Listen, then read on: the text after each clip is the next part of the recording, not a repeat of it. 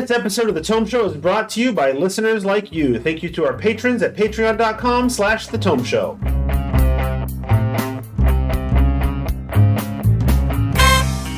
Welcome to The Tome, a D&D news, reviews, and interview show, and I'm your Tome host, Jeff Greiner.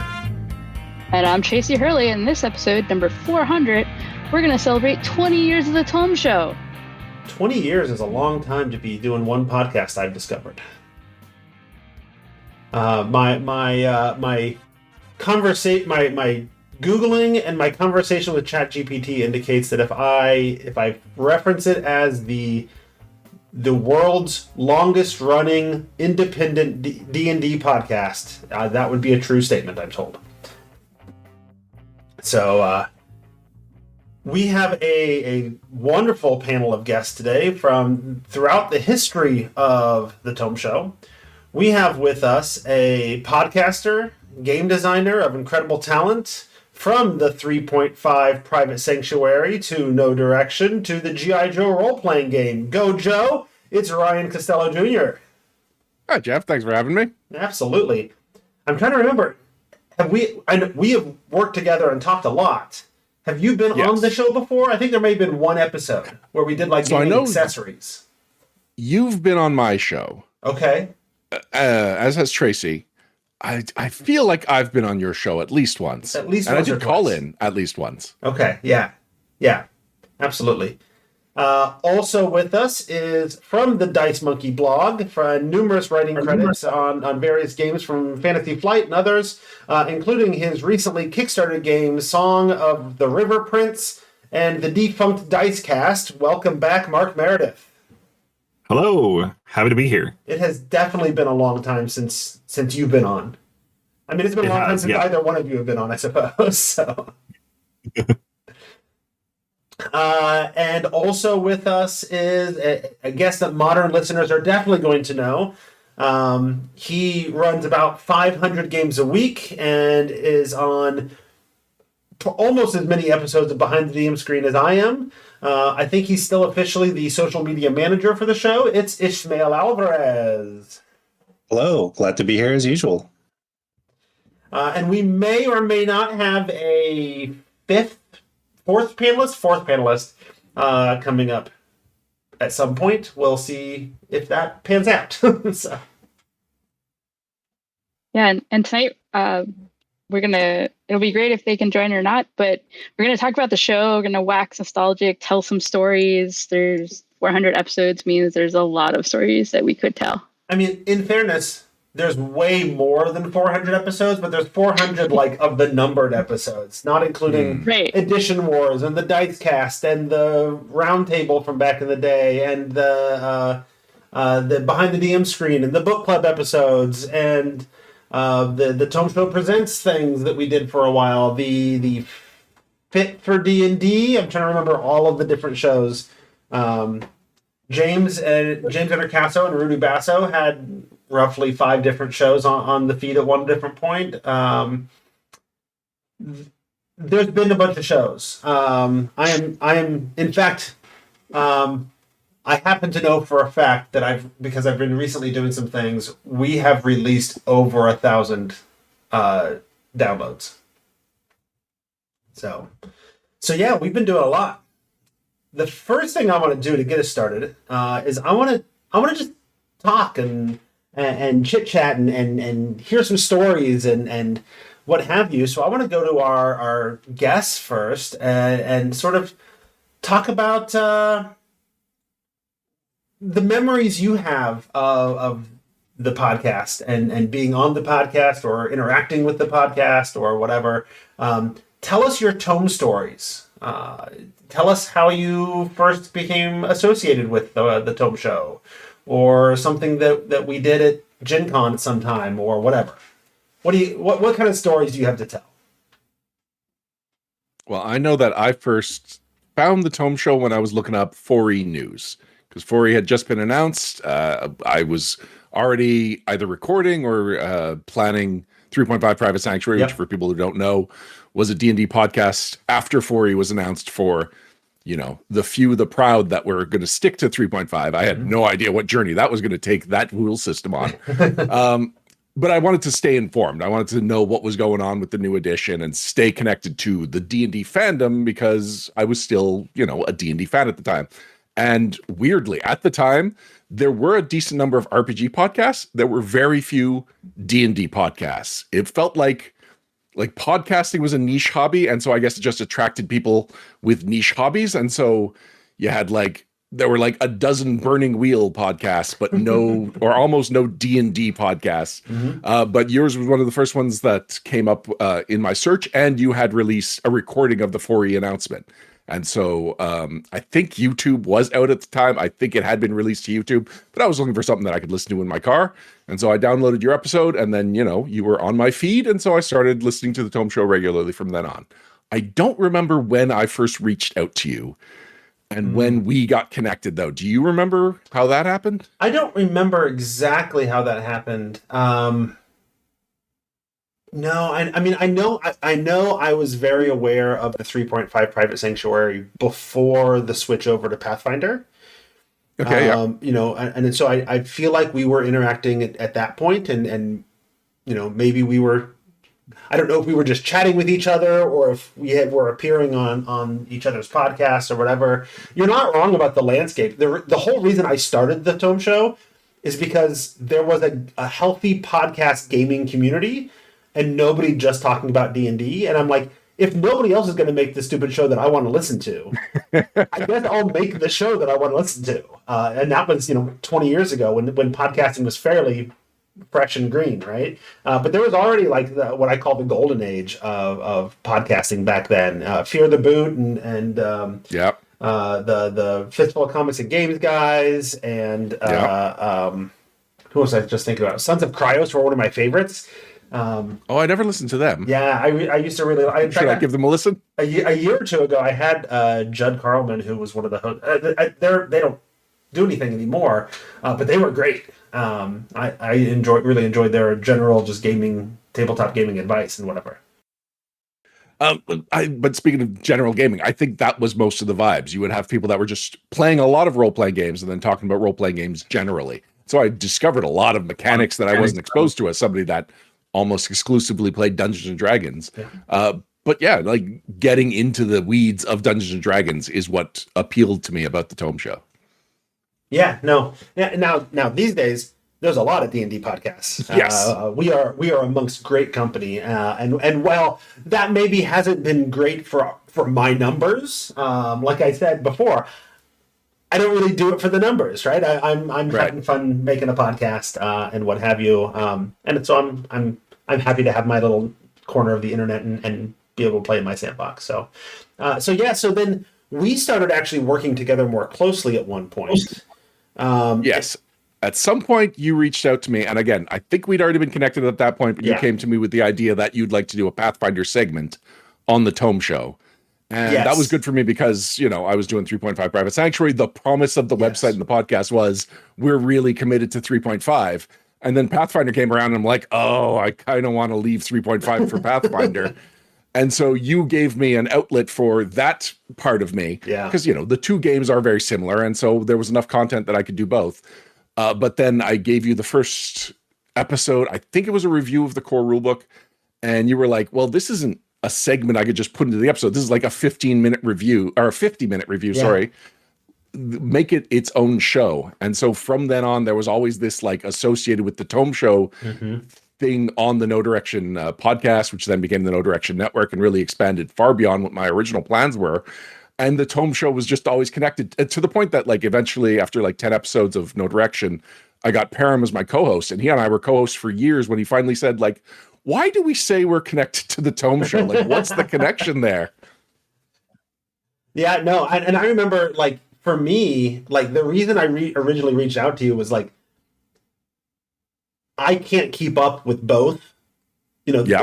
Especially back then, it was literally, the podcast was just me. So, and I couldn't keep up with doing a really good job of knowing, following the news and reporting on it and doing the reviews and doing all that with both Pathfinder and 4th edition. So I'm like, there's definitely going to be an audience for both of those. I need somebody else to help me with the Pathfinder part. And that's why I reached out to you.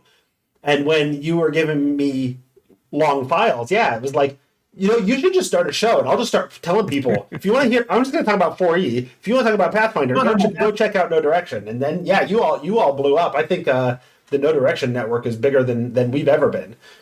You've always said that, but like you, I don't really follow the numbers.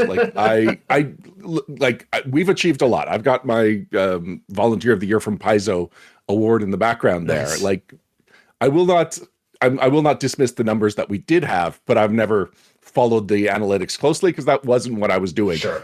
And one of the reasons we got such big numbers is because there were even fewer Pathfinder podcasts than there were Dungeons & Dragons podcasts. And we were there from the beginning. We were there before the beginning. We were there when Pathfinder was announced. And so by the time the core rulebook came out, we'd already had a great relationship with Paizo. And at one point, they brought on like a social media manager. And they were like, oh, and there's these guys that do a podcast every couple of weeks talking exclusively about our products. And she was like, they are your new best friend. You make sure whatever they want to do on that podcast, you make it happen.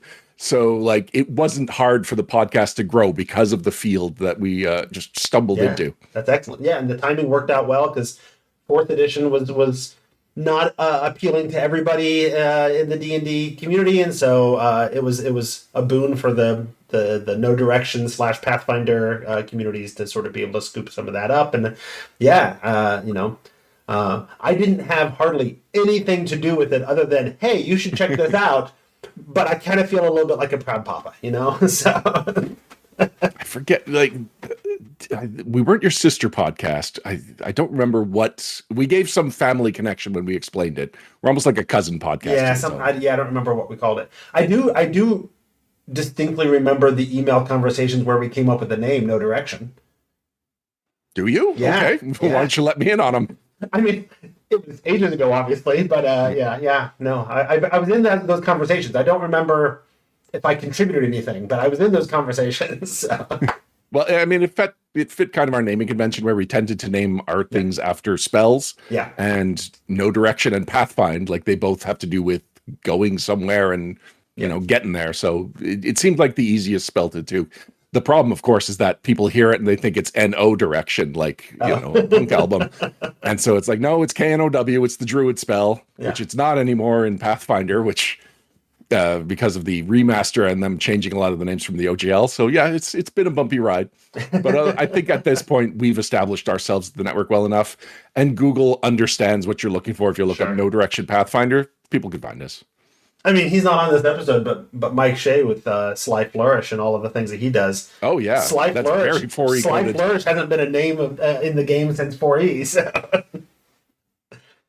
But it's still catchy. It's still cool. And hey, I'm not gonna. Of any of us, he may be the most successful in terms of being able to turn. I mean, it's half his career. He quit his job and at different points and just focused on that. So, yeah. All right, I feel like I'm hogging the spotlight. All right, yeah, let's hear somebody else's story. Why don't we talk to Mark? What do you remember about the show? Yeah. So I can't remember exactly when I became aware of it, but I'm guessing it was probably about the time that I started with the RPG Bloggers Network, because I believe the Tome Show was part of that feed. So the RPG Bloggers Network had this website where you could attach your feed onto it, and then you basically just wanted to try to keep on the front page. So I was pumping out articles like 2 or 3 times a day. And I think at that point is when I stumbled upon your show. And then everybody was really connected back then. So it was a smaller community. So you knew kind of everybody. It was. Yeah. So I'm sure at that point we started chatting with each other. And then once I decided to do my own podcast, I reached out to you and asked if I could be on the network. And that was kind of a one-man operation, basically just interviewing people and talking to them. I did get to interview R.A. Salvatore. And that was the second time I had spoken to him, because the first time I spoke to him was at Gen Con, where I was introduced to him by Shelley Mazanoble. And the first thing I said to him was, "You're the guy who killed Chewbacca." So I managed to avoid that the second time around. He likes to tell stories about killing Chewbacca. I don't know if you've heard that story, but I have, yeah.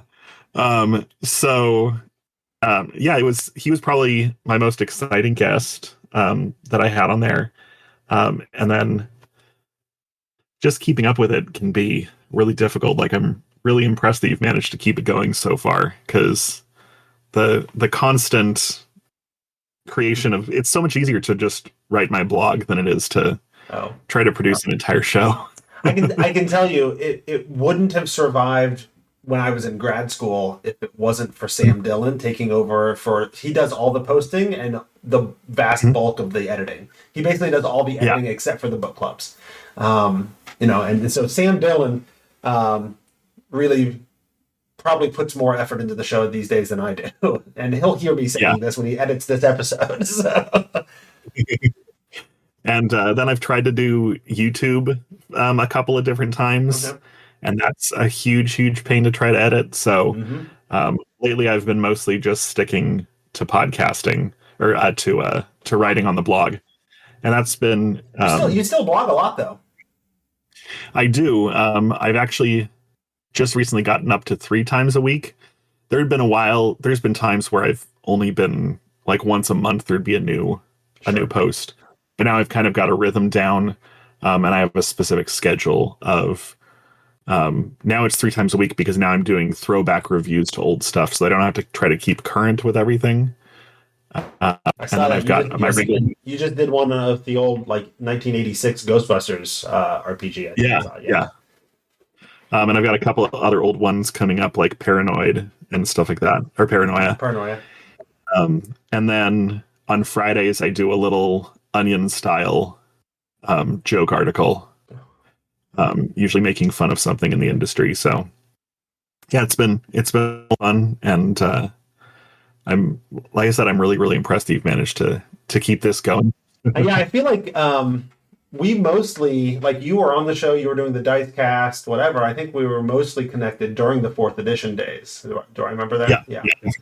So I don't know if you've made the switch over and had fun with 5e, or if you were a 3rd edition player back in the day or whatever. But I was 3rd edition back in the day, and then dove right into 4th edition. Like the week that it came out, I ended up picking up the core books and ran quite a lot of that basically through its entire life. And then 5th edition, I ran the entirety of the whole Tiamat storyline and the entirety of the Out of the Abyss storyline, and then a few things here and there.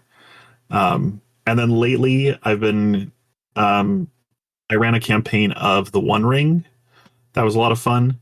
The 5e sort of connected. No, the original version. The separate original game of it. Because they did a 5e version of the One Ring that's like 80% 5e and some of their own extra stuff. They just tweaked some of this. It's all brand new classes. Yeah. And it's a standalone book, so you don't have to get the player's handbook or anything. Yeah. I've looked at it and it's pretty cool, but I ended up backing the Kickstarter for the 2nd edition of the One Ring, and so ran a campaign of that, playing through Moria. And then lately I've been finding that I've been having less and less time to try to manage an actual campaign. So I've been much more interested in running one-shots. So I recently ran a one-shot of Root, and I'm looking at running a one-shot coming up soon of Blade Runner. And I ran a one-shot about a year ago of Hackmaster, and that was a lot of fun. Oh, Hackmaster is an old game. I assume there's been updates over the years. Yeah, so there was their 4th edition, which was actually the 1st edition, and that was using 1st edition AD&D rules. Oh, and then fun. They basically added a ton more rules to make it way overly complicated, purposefully, so it was absurdly complicated. And then their 5th edition, which is actually a 2nd edition, is a lot more simplified. It's a lot of fun. It is still very, very crunchy. And then I think this summer they got a Kickstarter for their next edition. Oh, nice. Yeah. No, I recently, my group we're in between campaigns, and they're like, hey, well, we're in between. can we test our metal against the Tomb of Horrors? And I was seriously tempted to make them pre-generated characters in second edition AD&D and running it, the way I did back in the day when I was for the first time I played it or whatever. And then I remembered, I don't want to do a Thaco, so never mind. Yeah, about 5 years back, I ended up running a group through Redbox D&D, and they got to see just how deadly D&D was. And then one of the nights, they pulled out the Tomb of Horrors and just slaughtered everybody pretty quickly. Yep, I let my players have 3 characters to use for the night, and it's a good thing I did, because the very first thing they did was go in one of the false entrances and trigger the sliding stone wall trap, and then there's only nothing in there besides a false door. So I TPK'd them in the first room that they went into. Yeah, because then you're sitting there struggling, like, okay, if we can just get through this door, then we can get past this trap. But that is not a door. Yeah, there's no door there. It's just wall. Yeah, you're gonna have more luck just chiseling through the stone wall that slid out, and you'll probably suffocate before that happens. So, yeah. Right on. Well, Ish, why don't we hear from you then? Yeah, so I actually started listening to the podcast just to kind of paint a picture. So I played 3rd edition. I played 3.5. When 4th edition came around, I actually went more the Pathfinder route. And I guess that would have been between the years of like 2008 and 2012 or so. And then right around 2012, I started a family and basically just fell off the cliff of playing and or running any D&D or Pathfinder or anything. So I had been, I think, in a drought of like not having played or run in any games for about 2 years. And right around 2014, I had started hearing like, little hints and bits about the new 5th edition. And I was skeptical. I'm like, they didn't even take the time to do much with their 4th edition. It just felt like it was too soon. And so I wasn't expecting much. But then I started listening to podcasts like the Tome Show. There were a few others at that time that were going heavily into like, this is 5th edition, this is how it works. But listening to that really got me interested in 5th edition D&D, trying to figure things out. I ran some D&D sessions for like my own children, and that led to a lot of other things like running games for the middle schoolers at the school that I was working at that time. And I think probably it ended up being where it's like I listened to the Tome Show, I got onto the Discord and started kind of chatting people up, and I think there might have been some kind of an invitation of like, hey, we're all going to talk about warlocks. Does anybody want to be on the episode? And I was like, yeah, I'll be on the episode. And I think that was my first episode where we were talking about just warlocks as a concept and their pacts. And from that point, I just steadily started being subbed into various different episodes. Yeah, more and more. I think, as I recall, you first sort of joined the family when I was looking for somebody to help post social media posts. I didn't want to take the time to post like on Facebook every episode that came out, and I was looking for volunteers, and I think I posted something on the Facebook page, and you're like, I can do that. Yeah, and that was the social media manager. Yes. When I feel bad, I don't think I've posted to Facebook in over a year, but that's but no, you're right. That was how I got my start kind of with the network, because I was following you all on Facebook at the time. Wow. And you had put out the call, and I'm like, oh, that's the thing I could do. So I had a lot more time in those days. Now you're running 7 games a week, or running or playing in 7 games a week. Yes. Yeah. As of a recent episode. Yeah. I'm back up to running 6 games, so it feels right. It feels like an equilibrium. For most people, that would send them running and screaming, but that's where I am.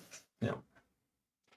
So, but yeah, I mean, it's been a great ride so far. I love subbing in for, the the DM screen, behind the DM screen episodes and any other episodes that I happen to be on. And I think it is my one claim to fame that I was up to 11 games a week at one point. And I may not have... Ryan's making faces. I don't know how he did it. I'm doing the math. There's not that many days of the week. No, I might have been doing like 3 games in one day at one point, in addition to two games many other days a week. But being able to talk about that has always been amazing. And even if I feel like, oh my God, here are these other game masters who I would never hold a candle to, I at least have that one claim to fame. I don't have, I'm not Sly Flourish. I don't have kind of quite the extensive, experience, but like I can say that I was the guy who ran a metric ton of games from the onset of COVID and on. I mean, if you're counting hours, you may have surpassed some of us in terms of games run, just because of how many games you've run. You've definitely hit your 10,000 hours before I did. Oh yeah, I almost certainly, and I think I'm at 5,000 hours on Roll20, but that does not count all of the Adventures League that I ran. It doesn't count like all of the in-person games that I ran. But yes, I would say I'm probably at that 10,000 hours just from 2020 alone. You were also the person responsible for me having a gaming life during COVID lockdowns, because you taught me how to use Roll20 so I could keep running my game. Holy cow, you're right. I totally forgot about that until you said something about Roll20. Was that an episode, or did we just do that impromptu? It started off. I don't know if we started off as me just being like, "Hey, anybody know how to use Roll20? I'm trying to figure this out." And you're like, "I got some time right now," and so you just hopped on and you just showed me a few things and got me started. We may have done an episode about it later, but originally it was just me trying to figure things out, and you helped me out. Holy cow, you're right. I had totally forgotten about that. It's been a minute. So, yeah. Glad to have been able to do that for you. I mean, I don't use Roll20 anymore because we're back in person, but for some time now. But I think that's a lot of people's story, right? Like they used Roll20 from the onset of COVID, and then some people went back to the table. Although I think there's a lot of people who switched to online gaming during lockdowns and discovered that they like it, or they can find people for a group a little bit easier because you can pull from everywhere instead of just people that live near you or whatever. Yes. Yeah. I think I've seen a lot of that as well. So I did not warn her I was going to ask her as well, but Tracy, tell me about your experience with the Tome Show. Wow. Well, I think before I started coming on episodes, we were working on that adventure together for 4E, right? Oh, we might have. I was helping you edit it and develop it. Maybe, yeah. and then I think it died. But every time I've tried to write something for publication, it's died. Yes. Okay. And then I don't remember when I started, like what we talked about before I joined as just a permanent co-host. But there's so many memories, but one of them is the episode 200. I don't know if you remember that. Was that the one where you ran and I got to play the game? Yeah. Yeah, it was just as the start. It was because I just looked it up. It was in 2012, which I think is just as 5e was starting to come out. It was still next, and I had was flown out with a few other bloggers before they announced it, and we'd along with folks like Dave Chalker and things like that. So I knew what they were going for, and I couldn't obviously give too much away. So we created our own system that was more 5e and we did a whole little adventure with a bunch of folks, and that was really awesome. That was a lot of fun. Yeah. Wasn't it office themed? Yeah. I was gonna say, I think at one point there were like dragons playing a D&D style game of like offices and whatever. Yeah. Yeah, it was like Houses and Humans, because there's that. I don't know if everyone's seen it, the famous painting or whatever. Yeah. Or often cited one. Yeah. So I based it on that, and you had to help them figure out how to run a good D&D game. And I couldn't, obviously, I don't think the playtest was even out yet. So there was nothing I could just give you all. So we had to write some stuff up. There were some references to smoke and things like that in it too. But I think primarily among the alchemists, which might have been you, Jeff. I can't remember. Okay. Maybe, I don't remember. Yeah, but it was a lot of fun, and everyone had a lot of fun with it, and so that's one of the memories I would definitely talk about. Absolutely. No, when I think you had actually started off on, was it the round table or 4Geeks 4E first before, and then from there I learned about you and started inviting you on, as a guest every now and then. Yeah, we did 4Geeks 4E with Aaron and Sam and Randy. Yeah. And that was the 4Geeks. Was that not on 4Geeks? I thought that was on Roundtable. Maybe it was Roundtable. But at that point, I was doing so much podcasting, it all kind of melds together. Yeah. Well, and at one point, I know you and I had talked about the potential for you to come on as a co-host, so I wouldn't be doing all the hosting and stuff by myself. And we decided to let's test it out. And I just sort of had you on as a guest for 10 episodes in a row. Until we announced it, and at that point, a bunch of the round table and 4Geeks 4E people were like, I knew it. I knew she was, that's what they were. It wasn't really much of a secret, we were sort of testing it out. Right.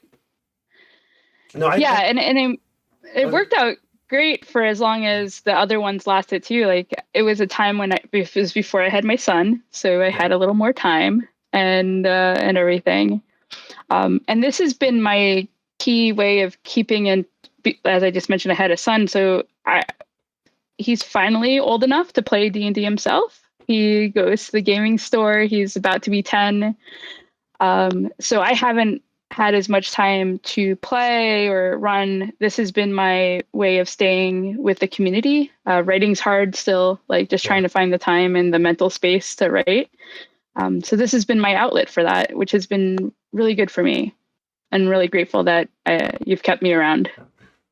I'm glad that you've stayed around. Yeah, no, it's been good. I think I was trying to look back at sort of the archive of episodes and whatever, and I think there was a relatively early episode that you appeared on that was specifically about women in D&D, and I had a panel of only women for that episode to talk about things around the way women are portrayed, or whatever, or how do we make sure women are comfortable at the table and that kind of stuff. We've done a lot of that with different groups, and then also highlighting folks from often marginalized groups, just in terms of products like DM's Guild and stuff like that. We've tried to do a lot there, so that's been fulfilling as well. Yeah, and just trying to grow folks out. Yeah, no, that's one of the things I've always wanted to be with the show. I don't even know if he's still doing anything. Does anybody know who Leo Laporte is? Yes, I do. Okay. But I'm in tech, so of course. So Leo Laporte, and maybe he still does, I don't know. But he used to, in the early days of podcasting, he had the Twit network, This Week in Tech. And one of the things he did a lot of was having the same people on over and over again, and then helping them sort of branch out and start their own thing and whatever. And I like to imagine in the D&D podcasting world, I think of myself as those days, Leo Laporte, of if you got an idea for a show, or if you got an idea for something you want to do, if you're Mark Meredith and you want to do the Dice Cast or a Pathfinder segment, or James Intercasso came and did things and it branched into a whole career, and now he's writing for MCDM as their lead designer and that kind of stuff, right? I am very proud to be a place where people can come play around, and I'm happy to build a community of people who are much more successful in this industry than I am. That's I feel like that's a great success for me. So. Well, earlier you talked about the golden age of podcasts, and I think now you're describing the silver age of podcasts. Yeah, now we're getting into the silver age, probably. Yeah, a lot of what happened was people that were really into podcasts then started making secondary podcasts and basically starting networks. And then a lot of us had kids, and suddenly the networks all collapsed in on themselves, and we went back to just the core one. But like for a while, that was the thing. You would listen to a podcast, and then suddenly you were listening to 5 podcasts about the same person, and you really felt like you were part of their lives. Yeah, we had a network for a minute there. Fistful of Comics and Games and Gamers Haven and myself teamed up and created the Vorpal Network. Yes. And I think I still own that URL, by the way. If anybody wants to do something with the Vorpal Network, I own Vorpal.net, I believe. But yeah, so we did that for a while, and then Gamers Haven sort of pod faded, and then Fistful of Comics and Games kind of pod faded. And the real sort of nail in the coffin was the website got hacked by anti-Israeli like terror groups. And we're like, well, that's not okay. And so the guy that was doing our webmastering, like, fixed it and upped the security and put all this effort into it and spent way too much time for something that he's not getting paid for, trying to make it, trying to get it back to where it was secure and it wouldn't happen again or whatever. And then it happened like a week later. And he's like, nope, I'm out. I'm done. So we're like, okay, that's fair. And that was sort of how the Vorpal network died, was we were just getting hacked by the exact same group over and over again. So it wasn't worth the effort. Why? I wonder why you were targeted like that. My blog ended up getting hacked at one point, probably 4 years ago. Jeez. And I lost everything because I had not backed up anything. Yeah. So my dad was like, we're moving all your servers over to my server because he's a computer programmer. And I started very rebuilding. different dads. Yeah. It's been nice because I don't have to deal with the old like boomer parents who can't figure out how technology works. My dad knows more than I do. But I had to then go out onto archive.org and rebuild the Internet Archive. Yeah. It's grabbing individual articles and reassembling the whole thing. And I know I'm missing a bunch of articles, but at this point I got what I got. Yeah, no. I only just recently realized that we have over 1,000 episodes because our RSS feed will only feed people the most recent 999 episodes, and I've maxed that out. So our early episodes, when I was just me alone in my basement talking about 3.5 books, the very first book I talked about was they put out some Forgotten Realms 3.5 book that was all about, well, it was framed as, or the title was something about like higher powers or whatever, and I expected it to be like high level play conversation, and it wasn't. It was about like the people in charge of like politics and stuff in the world, which is an interesting topic, but not what I was expecting, and I was mad about it. So that was my first episode, is me being angsty about not liking this book because it wasn't what I wanted it to be or whatever. Yeah. And that's how the podcast started. I've been thinking about it for a while, and it's like, fine. I've been learning about this podcasting thing in my like professional development as a teacher, and we were in a school with a 1-to-1 laptop initiative before it was popular during COVID and whatever. Nice. And so we were learning about podcasting and using GarageBand on our Macs and whatever. So those early podcasts, all I had was the built-in microphone on the work provided Mac laptop, and that's how I did and I just went down to the basement. And then eventually I bought a little cheap USB mic and slowly sort of upgraded over time and added people. There was a guy back in the golden age, Daniel Perez, who did some third-party publishing on One Bookshelf stuff. I'm good friends with Daniel. Yeah. And so he was a listener as well, and was like, hey, because of my publishing connections, I know some people. Have you ever thought about doing interviews? And I was like, I would love to do interviews. I just don't know anybody. So he hooked me up with my first interviews. I think I did some searching, and my first interview was Ari Marmel, and my third interview was Wolfgang Bauer. So all because Daniel knew some people and sent some emails on my behalf. So I knew Daniel from, he would occasionally show up on Fear the Boot. Yes. And when I was on deployment in 2007, I had downloaded all the episodes of Fear the Boot that they had so far, so I listened to them, and he showed up on it. And then eventually we started chatting because of the Bloggers Network, because he had a blog on there. Yeah, he his like publishing house, so to speak, was High Moon Media, I remember. And he also did some podcasting on that site. Mm-hmm.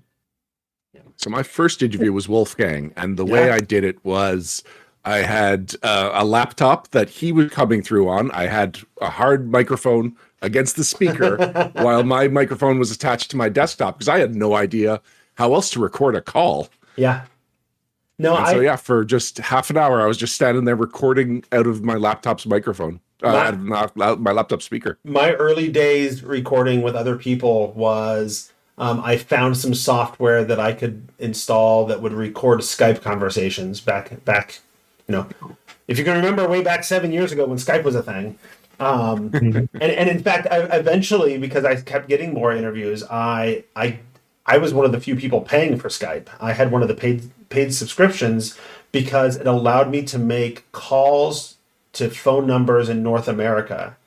And they were those early days, they were only charging $3 a month for a subscription to allow me to make, unlimited calls to phone numbers anywhere in North America. And I'm like, well, that's way easier for, I've already got the recording software to record Skype conversations or whatever. I was still paying for that up until about 3 or 4 years ago, because I'm like, it's only $3 a month. Like, how can I give that? That's such a good deal. And sure, they don't have that plan anymore. And they kept trying to get me to upgrade. But if I upgrade it, it's going to be a lot more expensive for probably less service. And because of that, because I was calling people's personal phone numbers, somewhere in my contacts list, I have R.A. Salvatore's and Ed Greenwood's personal phone numbers, like their home numbers. So, because I remember one time I called up for an R.A. Salvatore interview, and his wife picked up, and I had to chit chat with her for a little bit, which I believe Diane is her name, is a lovely woman. So it's a fine conversation, but. Now we know what the hackers were after. Yeah, maybe. They wanted Ed Greenwood's phone number. And Jeff, recently I went to PAX East, and it had been, since 2020, since last time I was there. Yeah. And I saw Quinn Murphy. Oh, wow. Nice. Yeah. I see stuff from him on Facebook sometimes, but I haven't talked to him in ages. Yeah, and he's publishing under Thought Crime Games and everything. And I picked at least one of those books up while I was there. One of the things that amazed me on the tabletop side is just the production value for everyone, and how more companies there are. I don't know how else to put it, just with hardcovers and everything else. I mean, the gaming community it's never been a secret that D&D is sort of the juggernaut in the tabletop gaming community, and that's always been true. And 5th edition really sort of exploded in 2014, and I think over the 5 years afterwards really exploded. And I think it's a rising tide sort of lifting all ships, and now there's a lot of people making a lot of really cool games, and the production value expectations with modern technology. I think I agree, it's really high. I remember 20 years ago people doing third-party publishing. It's like, oh, this feels cheap, but it's a fun game, whatever, So, but the production values are phenomenal these days. Yeah, that's interesting. Okay, so I wanted to take. We've been chatting for a good 45 minutes or so now. I wanted to take a little bit of time to talk about sort of the state of the show. That's the title of the episode, the state of the tome, and talk a little bit about the future plans. So. In terms, and I've referenced some of these things going on here earlier in our conversations. First of all, the numbers are pretty steady. I looked at the stats today. I don't look at the stats ever. Today was probably the first time in 2 or 3 years that I bothered to even log in, and where I could look at those things. Sam does all the uploading and posting, so I very seldom have a reason to log in and see these things. The stats the numbers are smaller than they used to be, but there's also a lot more D&D podcasts out there these days. I feel okay about that. We're getting 500 downloads in the first week, and then it sort of grows from there. A lot of the topics are evergreen, so over time you'll see episodes that are a couple years old, and they'll have 5 to 10,000 downloads or whatever. So I'm good with those numbers, again, because I'm doing the show because I like doing the show because it's fun, and I hope that people get that and enjoy listening to it because we're doing it because it's fun. It's the same reason I don't really have any interest in sponsorships these days. I used to do sponsorships and all that to try to make a little bit of money with the show, but sponsorships aren't fun.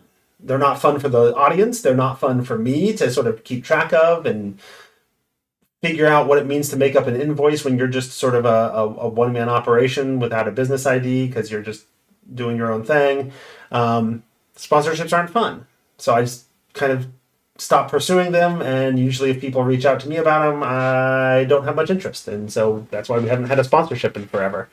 The only thing we're doing to support the show and pay for the bills and all that kind of stuff is our Patreon. It's a pretty small Patreon, but it brings in enough to pay the bills every month, and occasionally get some equipment upgrades, that kind of stuff. I recently bought a second monitor, so I can keep track of everything, because there's a lot of windows involved in doing these things.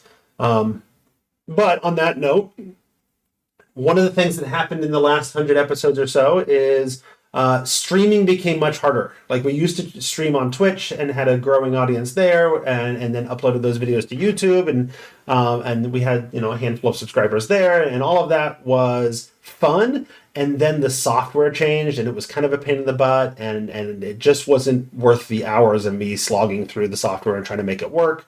But I have found new software that I been playing with the last couple of weeks that's easy enough for it to be worth my time to look into streaming again. So looking at the future, that's what I'm hoping to do. I just completed the work today to get the podcast listed again on YouTube. There's like a 24-hour cooling off period or whatever once you submit it. So, but by the time this episode comes out, we should be listed as a podcast on YouTube.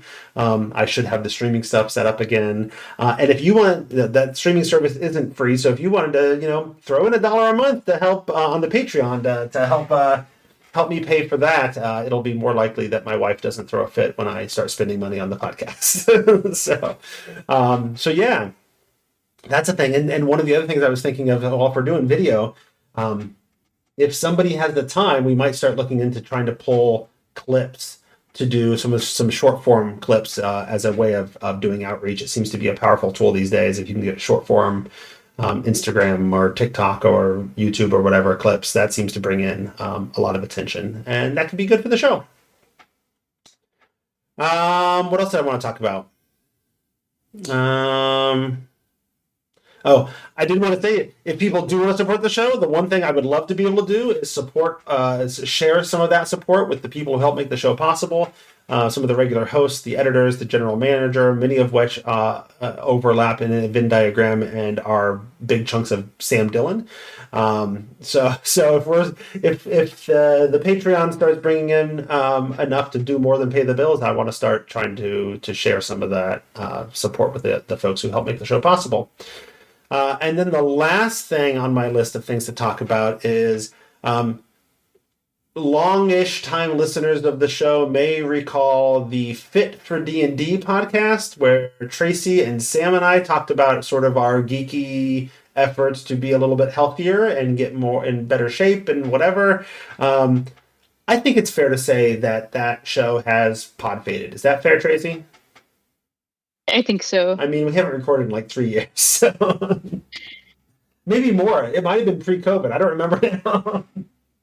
Well, we were definitely doing it during COVID, because that's when I started trying to do the workouts and stuff, and then I moved and I don't have a gym anymore. Right.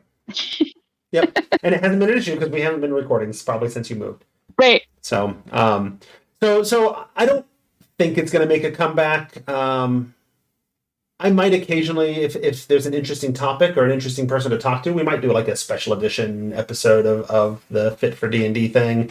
But that does mean that we've got a gap in the recording schedule.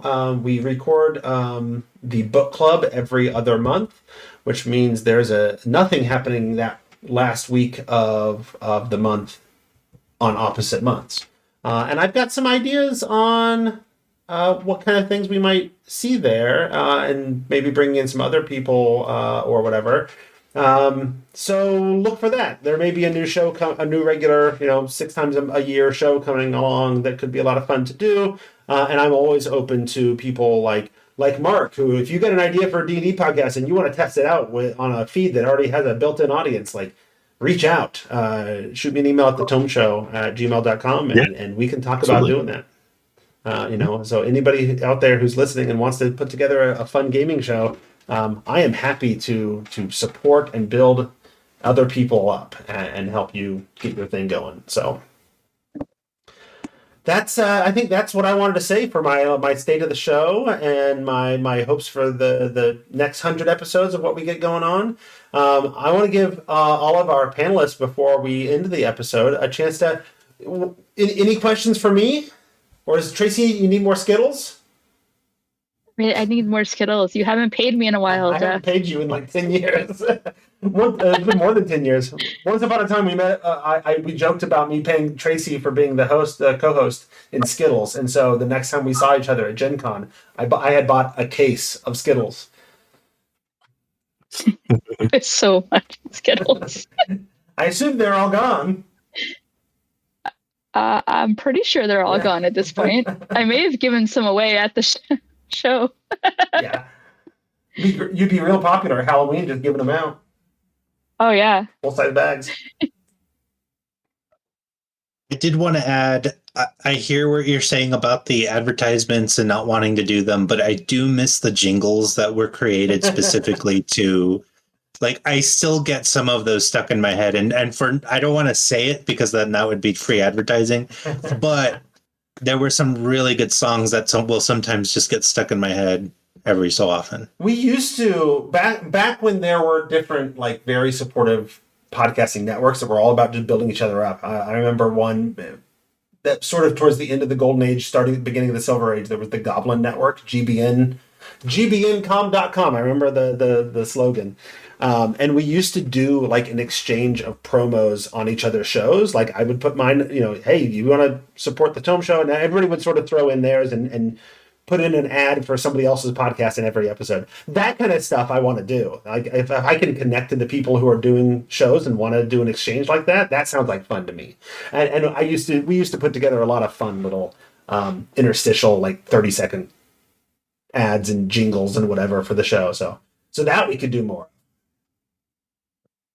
I support that. A lot of it was just scheduling, right? Like for some of the sponsors, they wanted to make sure you had some during that particular month or something. And some with the, yeah. And I don't mean to go too far into it. Just say like there were times when it made it less fun. No, some of it was that, and it was never not fun, but just having to go through the negotiation process, or hey, we don't have a sponsor, so I'm not cold calling, but emailing random companies that don't have a relationship with, trying to see if I can get something going or whatever. Noble Knight was a great sponsor and very supportive for a very long time. I've had 3 or 4 different dice sellers, one of which doesn't exist anymore, that were sponsors at different points. I'm very happy with everybody that partnered with us for advertising. Oh yeah. It was just a pain to, make a new ad every now and then and make sure it was getting put in. And it was a hassle mostly for Sam. And I don't want to put that on him because he's the one that has to edit all that stuff in and make sure he's putting in the right ones. And there was always a scheduling issue because we don't always release things right away. Sam gets busy. He's a professor and doing a lot of sort of admin stuff at his college and whatever. So he tends to, running conferences certain points of the year. So it's sometimes there ends up a backlog and then he has a slog of things coming out all at once. We could probably also garner more of an audience if we had episodes every week, if we were more regular. But again, we all got lives and nobody's getting paid for it. So the main thing is that we are having fun. So yeah. I know that I've always shied away from ads because that's when it starts feeling like work. Yeah. Yeah, and then that's what it was. Is it started feeling like work. I was beholden to other people, and that's not fun. I want to do what I want to do. Yeah. Yeah. Did you ever have ads on No Direction? Yeah, from time to time. Especially, we had a local gaming cafe called Chimera Games. Okay. And so I would do custom ads for them just about every week. And at one point, like, they just stopped paying me. They just couldn't afford to keep running the ads, but I was enjoying making the custom ads. So it felt more like a 30-second comedy segment than it was anything that felt like work. So, like, if that was every single ad, then sure, I would have probably done a lot more of them. But most ad experience, it's just cold and it's a lot of logistics and it just was not fun. Yeah. No, I agree. And you hear, relatively popular podcasts or medium-sized podcasts these days that are running ads. And in order for it to be worth their time, they're running like 4 or 5 ads in a row. And it's like, yeah, but as an audience member, that's not fun for me. Even if I can just skip through a lot of them, 15 seconds at a time until I get to the end, it's still kind of a pain in the butt and disrupts the flow of the show and whatever. I'd rather I'm having fun, and I'd rather that the audience doesn't have to deal with that. So if you want to support the show, Patreon's the way to do it. And then, at the end of the episode, I thank the patrons, and that's all the sort of interruption you get. So I have a question for you, Jeff. Yeah. What would episode 1 Jeff think of the game industry of today? Oh. Episode 1 Jeff had no experience with the industry. He just had experience playing D&D. I started playing when I was 8 years old, and it was AD&D second edition. That was my first D&D experience, and I've been playing pretty consistently since. There was a few breaks here and there, but I found a gaming group in college, and I played all through college, and then I didn't have anybody to play with for a year or two when I moved after college, but then very quickly found another group, and that's actually when I started the podcast and whatever. So the episode 1 Jeff would have had a lot more hot takes with a lot less scope of sort of a vision of what's going on in the industry. There was a fairly long stretch of time where I was having regular conversations with the designers at Wizards of the Coast or some of the novel authors or whatever. Like, we were doing a lot. Now, WotC does almost none of those anymore. It's very rare that you see them doing interviews with anybody. And they definitely don't do interviews with people that get the numbers that I get. Even though I've built some personal relationships with a lot of those people, right? It's they got to get approval from their corporate masters sometimes to do those things. So yeah, but either way, I've now had a lot more perspective on the industry that I didn't have then. I was just giving hot takes on my thoughts about books. And to make sure I had enough episodes, I don't know if anybody's listened way back to those early days. I was trying to do 3 episodes a month on my own. I'm the only voice on it. I did all the editing and all the posting and show note writing and all that kind of stuff. And there weren't 3 books coming out each month. At the height of the 3rd edition days, there were oftentimes like 1 core book, 1 Forgotten Realms book, and then I would talk about Dragon Magazine. And I would go through like what's in this issue of Dragon Magazine. And some of those early days, like, I feel bad because it's like I didn't have the time by myself to do a very close reading of some of those things. So it was like sometimes when I was talking about the Dragon Magazine, I was literally just flipping through it and talking about what I saw, without if they're not good reviews, because I didn't know what I was doing. I didn't have the time. I didn't have the perspective. So yeah, I guess that's a little bit more of what current Jeff thinks about past Jeff more than what past Jeff might think about current Jeff. But 20 years ago, I was in my 20s and figuring out life, let alone podcasting. So I have, in that meantime, earned 2 degrees and had 2 children and, moved twice. I've got a question for you. Yeah. So if D&D stopped existing today and you had to make the Tome Show keep going, yeah, what is the game system that you'd be switching over to? Yeah, so And it's hypothetical. You are switching over to a different game system. Okay, so here's the thing. This is not as entirely 100% hypothetical as one might think, because there was a time in recent years where WotC was making some moves, and there were some serious questions and thoughts about, like, do we still keep supporting this company in this game with the some of the things they've been doing? I know Ish has talked about a decent amount that you used to play a lot of 5e, and now you're playing almost exclusively not D&D.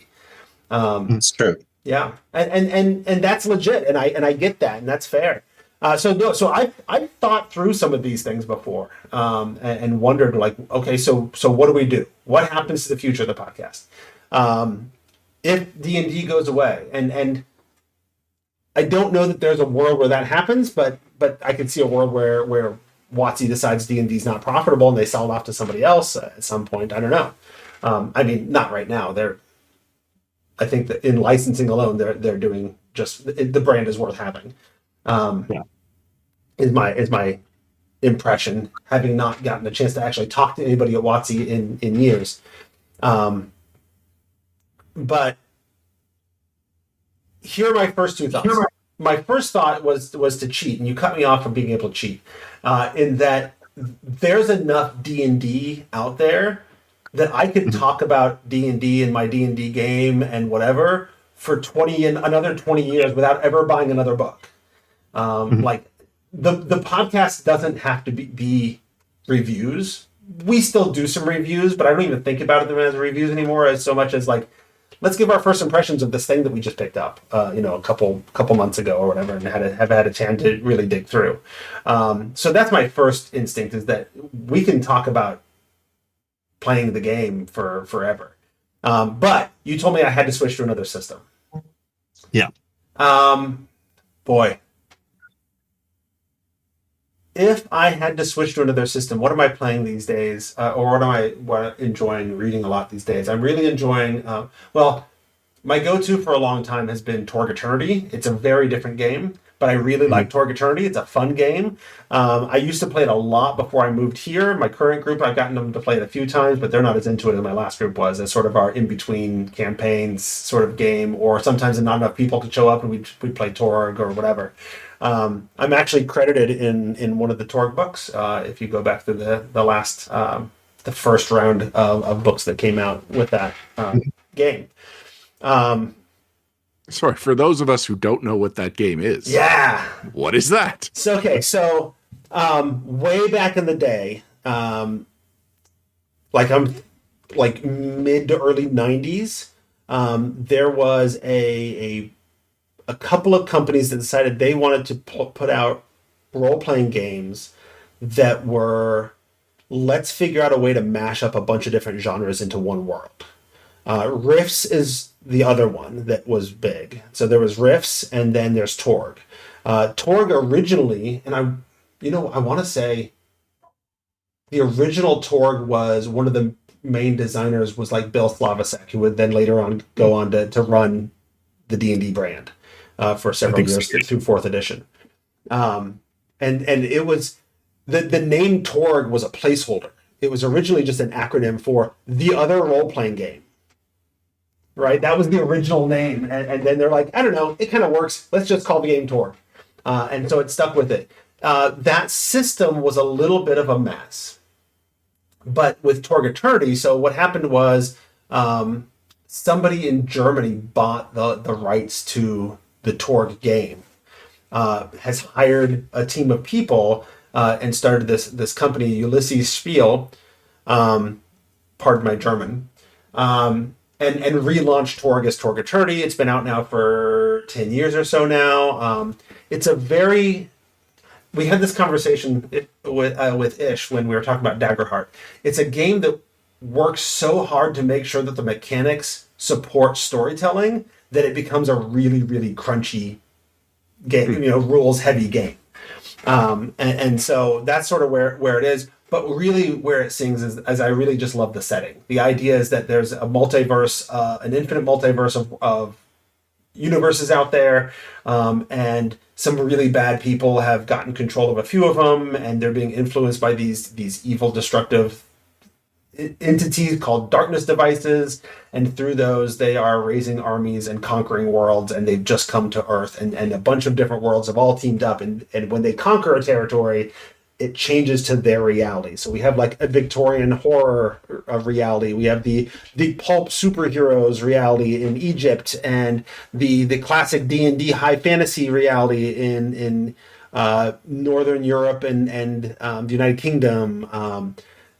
North America has become North America is the Lost Land. So it's sort of pulp, jungles and dinosaurs and lizard people and what have you.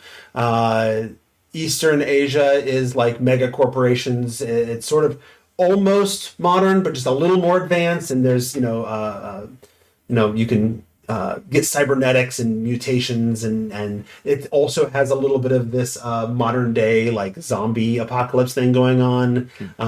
That if you get into the backstory, like the corporation that's invading actually created the zombies in order to create a threat so that all the people would support them because they're the ones protecting them from the zombies that they created. Sort of an umbrella corporation thing. Ozymandias plan. Yeah. And then what's the other one?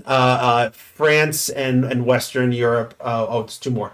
Are the cyber papacy. So they're Big Brother, neon lights and holographic drone, angels flying around and Big Brother's watching you and you can jack into the net, sort of Shadowrun style. And then Russia is sort of your Mad Max post-apocalyptic world. The Russians, of course, when the invasion first happened, nuked the bad guys and created a big giant radioactive wasteland. And they're being invaded by cyber demons. So that's Torg, and I just really jive on the setting, and the game system is decently fun and it's very cinematic.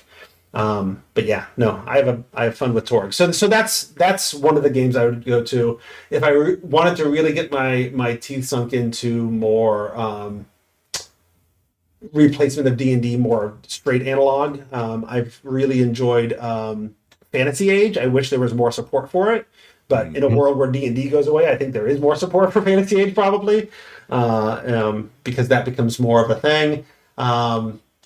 Shadow of the Demon Lord / Shadow of the Weird Wizard, I think, has a lot of space to be the other thing in that situation. My go-to is always like high fantasy, pseudo medieval sort of storytelling. Every now and then I try to run like a sci-fi game and I have a hard time wrapping my head around how to tell that story because I'm so entrenched in telling stories in fantasy. Does that answer your question? I hope. I've rambled for a while. So. Anything else? Should we wrap? Is it time to wrap it up? We're going to start boring people here in a minute. Never. All right, then we'll call that the end of the episode. I want to say thanks to all of our guests in this episode. Ismael, if people want to interact with more Ish, where are they going to go? So I'm on whatever social medias I still frequent, which I think is like Blue Sky, Twitter, Discord, and I've made sure I'm Elven Wizard King on everything. Very good. And Mark, if people want more Mark Meredith in their lives, having heard you again for the first time in years, where should they go? There's lots of places. So I've got on Blue Sky, I am at dicemonkey.itch.io. And also I'm on itch at itch on dicemonkey at itch.io. And over there, I'm releasing monthly little micro RPGs covering a huge variety of different topics. And then of course I've got dicemonkey.net, where I'm posting really regularly lately. And I'm also over on Mastodon.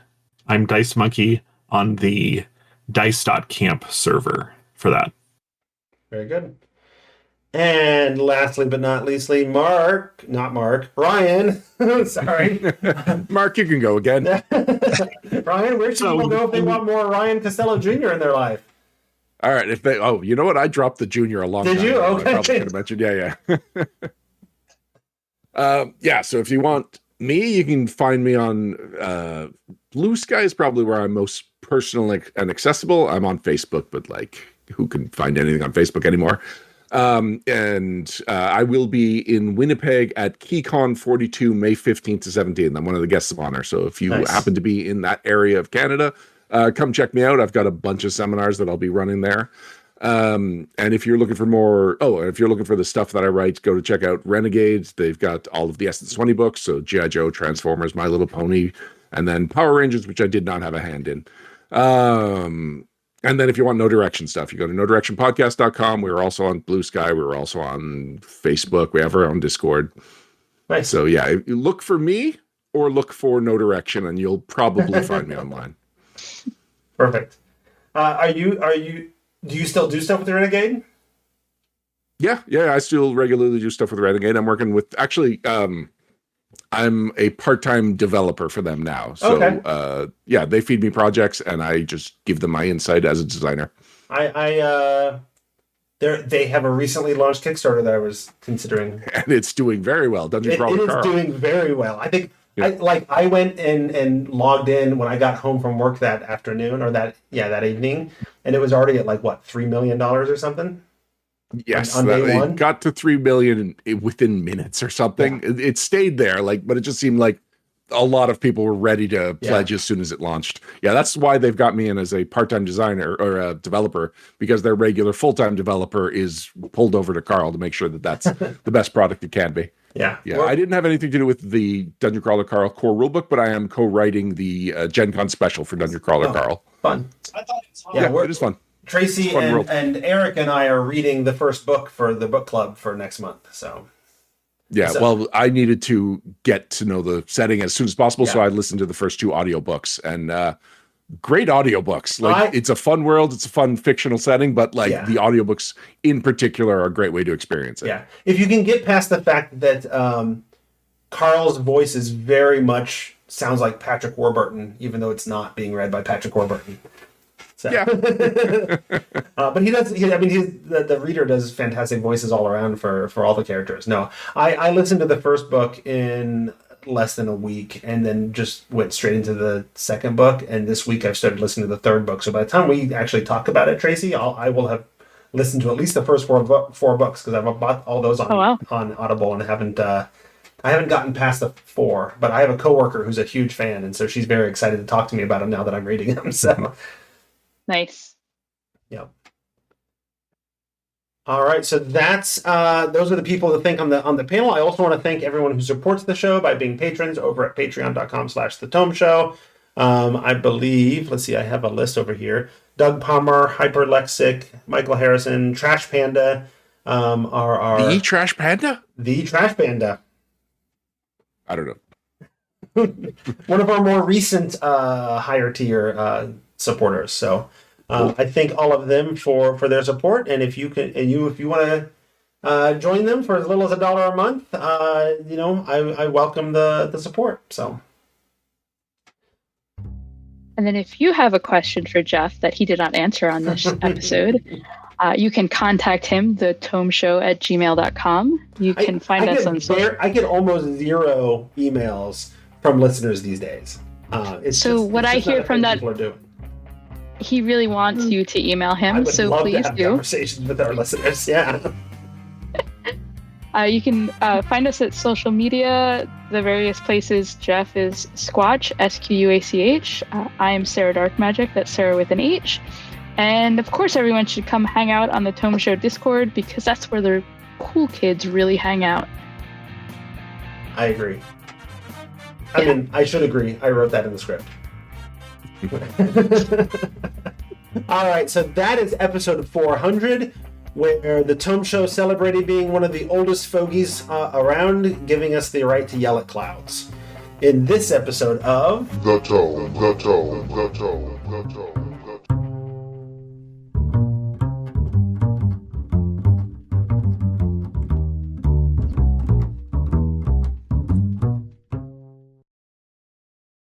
I'm on the wall.